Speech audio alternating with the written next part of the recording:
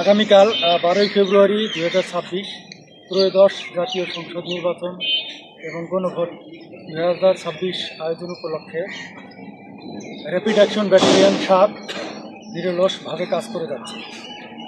নির্বাচনী ইশতেহার ঘোষণার পর থেকেই র্যাব নানামুখী তৎপরতা শুরু করে।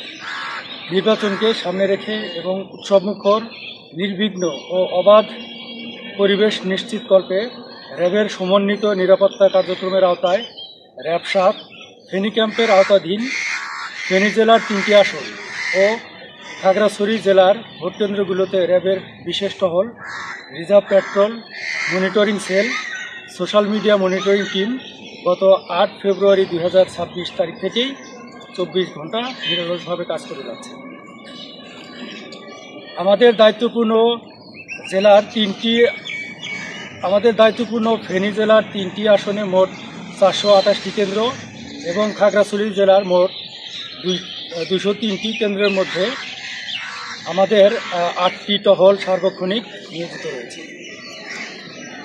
প্রতিটি কেন্দ্রে উপস্থিত হয়ে আমাদের টহল দল, রিজার্ভ টিম নিয়মিত বিরতিতে পরিদর্শন করছে এবং খোঁজখবর নিচ্ছে। জেলার প্রবেশমুখ ও গুরুত্বপূর্ণ সড়কে র্যাব চেকপোস্ট বসিয়ে যানবাহনের তল্লাশি কার্যক্রম পরিচালনা করছে, যা ভোট নির্বিঘ্নে শেষ হওয়া পর্যন্ত আমাদের এই কার্যক্রম অব্যাহত থাকবে। জেলার প্রতিটি কেন্দ্রে এবং গুরুত্বপূর্ণ কেন্দ্রগুলোতে র্যাবের সিভিল পোশাকে সার্বক্ষণিক গোয়েন্দা নজরদারি অব্যাহত রয়েছে। প্রশাসন, পুলিশ, সেনাবাহিনী, বিজিবি ও অন্যান্য আইনশৃঙ্খলা বাহিনীর সাথে নিয়মিত যোগাযোগের মাধ্যমে আমরা একটি সমন্বিত নিরাপত্তা ব্যবস্থা নিশ্চিত করতে পারব বলে আমরা আশাবাদী। যে কোনো অস্বাভাবিক পরিস্থিতিতে আমরা সার্বক্ষণিক যে কোনো অবস্থায় ভূমিকা পালনের সক্ষম রয়েছে।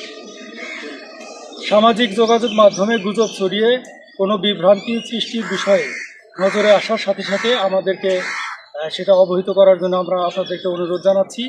আমরা সাথে সাথে সেটা নিবৃত্ত করার চেষ্টা করব। নিয়মিত টহলের পাশাপাশি প্রতিটি কেন্দ্রে কোনো অপ্রীতিকর অবস্থার সৃষ্টি হলে দুষ্কৃতিকারীদের শনাক্তকরণে আমরা সার্বক্ষণিকভাবে নিয়োজিত রয়েছি, সেটা আমরা আগেই বলেছি।